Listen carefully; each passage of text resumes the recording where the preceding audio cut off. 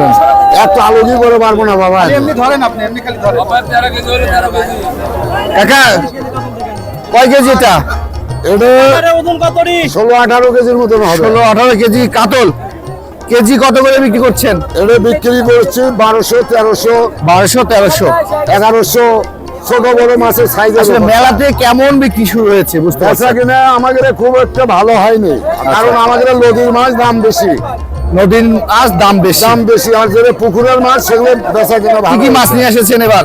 আমি আনছি আর ভেউস, চিতল, কাতল, গুজে, বোয়াল। কাকা আছি আমরা কোন মেলায় কাকা এটা? এটা পোড়াদয়ের মেলা।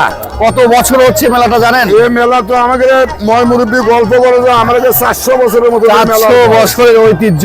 ঐতিহ্য। এটা মূলত জামাই মেলা নাকি? জামাই মেলা। জামাই মেলা। জামাই মেলা। এবার গতবার চেয়ে কেমন বুঝতে পারছেন এবার?